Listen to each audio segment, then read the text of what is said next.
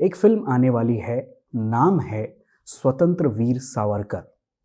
ये फिल्म उस महान योद्धा की कहानी है जिसे भारत के इतिहास ने गुमनाम करने की हर संभव कोशिश की, लेकिन वीर योद्धाओं की कहानी कभी मरती नहीं है, गुमनामी का सीना चीरकर सामने आ ही जाती है।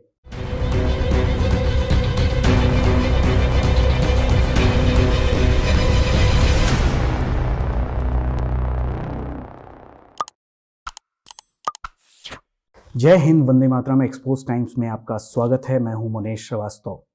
वीर सावरकर के साथ दो कहानियां जुड़ी हुई हैं। इसमें से एक कहानी का संक्षिप्त परिचय है उनके नाम के साथ जुड़े शब्द वीर से, और दूसरी कहानी गढ़ी गई है उन लोगों का कद ऊंचा करने के लिए जो वीर सावरकर के सामने बौने हुआ करते थे। फिल्म सावरकर उस मिथक को तार तार करेगी जिसने एक महान स्वतंत्रता सेनानी को माफी वीर और डरपोक की उपाधि दे दी। हालांकि वीर सावरकर को मानने वाले ये बखूबी तौर पर जानते हैं कि सावरकर की वीरता क्या थी। जिसे अंग्रेजों ने 2 बार आजीवन काला पानी की सजा सुनाई हो, वह डरपोक हो सकता है? इसका जवाब आपके पास ही है। लेकिन इस वीर से डरने की अंग्रेजों के पास सैकड़ों वजहें थी, और अंग्रेजों के भारतीय पिट्ठुओं के पास भी वजह बनी हुई है। वीर सावरकर पर बनने वाली फिल्म में मुख्य भूमिका और सावरकर का किरदार निभा रहे हैं रणदीप हुड्डा। एक वीर योद्धा की भूमिका निभाने के लिए रणदीप ने जो मेहनत की है वह काबिले तारीफ है, जो फिल्म के ट्रेलर में देखकर पता चलती है। लेकिन इससे भी कहीं ज्यादा रणदीप हुड्डा की तारीफ इसलिए होनी चाहिए क्योंकि वह वीर सावरकर को हम सबसे ज्यादा जानते हैं और कांग्रेस की मक्कारी और अहिंसा जैसे मिथक के खिलाफ खुलकर बोलते हैं। और रणदीप ये मानते हैं कि सावरकर के संघर्ष से भारत को 35 साल पहले ही आजादी मिल जाती। एक टीवी चैनल के इंटरव्यू में रणदीप ने सवालों का जवाब देते हुए कहा कि जो लोग वीर सावरकर को डरपोक कहते हैं उनके मुंह पे थप्पड़। हम आपको ANI न्यूज एजेंसी का वो वीडियो भी दिखाएंगे जिसमें रणदीप हुड्डा स्वतंत्र वीर सावरकर के बारे में क्या बात कर रहे हैं। आइए सुनते हैं। जी, मैंने भी यही पढ़ा था कि भारत को आज़ादी अहिंसा से ही मिली है, और वो भी 2-3 लोगों ने ही दिलाई है।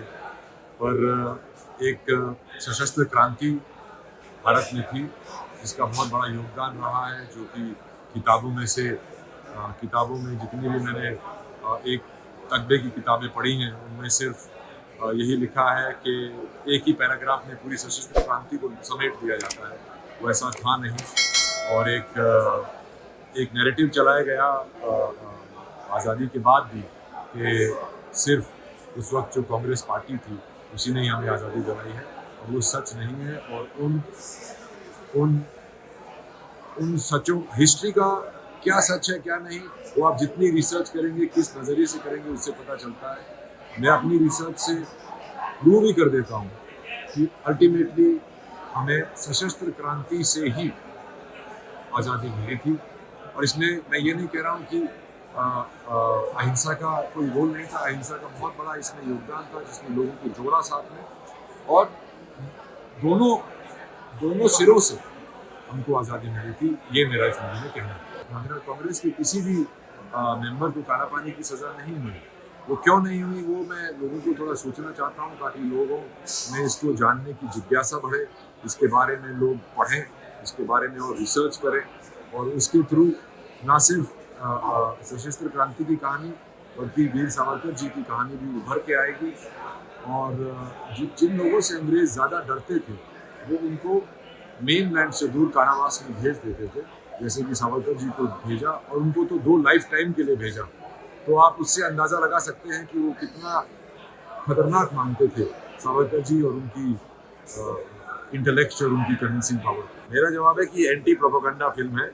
ये एंटी प्रोपेगेंडा फिल्म इसलिए है कि जो सावरकर जी के खिलाफ इतने सालों से प्रोपेगेंडा चलाया गया है, उनको ना जाने क्या क्या नाम दिए गए हैं, माफी वीर, कायर, ये वो सब जो प्रोपेगेंडा है, ये उस प्रोपेगेंडा को तोड़ने के लिए एक असलियत लोगों के सामने लाने के लिए एक और हमारा जो इतिहास जिसको एक धुंधला कर दिया गया है वो लोगों के सामने लाने के लिए ये था।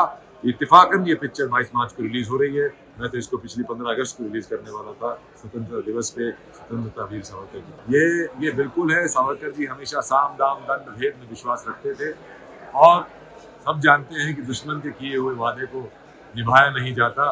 वो वहां से उस सिचुएशन को समेट के निकलने के लिए होता है और फिर वापस मुड़ के वार करने के लिए होता है। वीर सावरकर पर हमारे समाज में दो फाड़ है, एक वो जो गांधीवादी हैं और दूसरे वो जो सावरकरवादी हैं।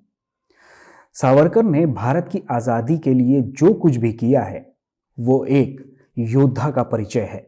इस फिल्म से उनकी इस सच्चाई को सामने लाने का ये प्रयास कितना सार्थक है या कितना सार्थक होगा ये फिल्म आने के बाद ही पता चलेगी, लेकिन फिल्म का ट्रेलर ये बताता है कि सावरकर की हर दबाई गई आवाज़, हर दबाई गई सच्चाई को सामने लाने का एक सार्थक प्रयास किया गया है।